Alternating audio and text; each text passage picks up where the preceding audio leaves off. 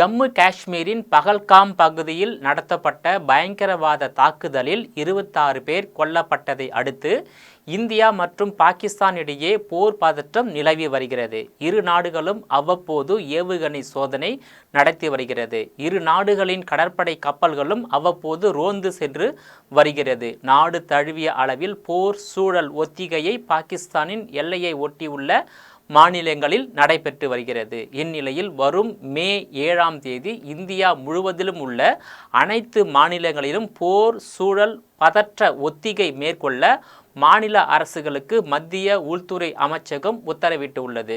இது தொடர்பாக மத்திய உள்துறை அமைச்சகம் வெளியிட்டுள்ள அறிவிப்பில் பாகிஸ்தானுடன் போர் பதற்றம் நிலவி வரும் நிலையில் மே மாதம் 7ஆம் தேதி நாடு முழுவதும் போர்க்கால ஒத்திகை அவசர சுற்றறிக்கை அனுப்பப்பட்டுள்ளது.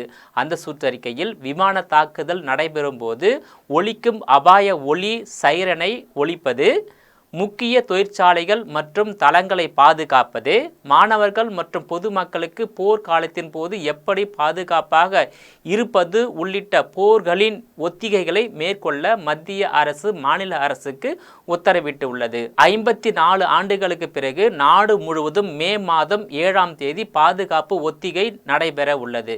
கடைசியாக 1971ஆம் ஆண்டு இந்தியா பாகிஸ்தான் இடையே போர் ஏற்பட்ட போது இது போன்ற ஒத்திகை நடைபெற்றது. குறிப்பாக தமிழகத்தில் கல்பாக்கம் அணுமின் நிலையம், சென்னை விமான நிலையம், ஆவடி இராணுவ தளவாட தொழிற்சாலை, மணலி பெட்ரோலிய தொழிற்சாலை உள்ளிட்ட பல்வேறு பகுதிகளில் போர் சூழல் ஒத்திகை நடத்த திட்டமிட்டுள்ளதாக மத்திய அரசு தெரிவித்துள்ளது.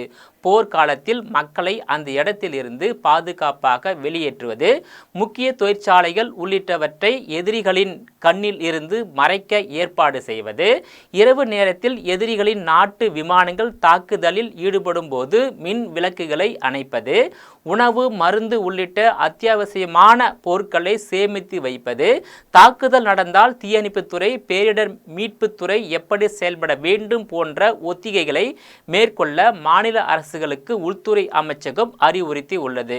இதன் அடிப்படையில் மே மாதம் 7ஆம் தேதி இந்தியா முழுவதிலும் உள்ள மாநிலங்களில் போர் சூழல் ஒத்திகை நடைபெற உள்ளது குறிப்பிடத்தக்கதாகும். நேயர்களே, மீண்டும் இது போன்ற மற்றொரு நிகழ்ச்சியில் சந்திக்கிறேன். அதுவரையில் உங்களிடமிருந்து விடைபெறுவது நான் உங்கள் விஜயபாலன்.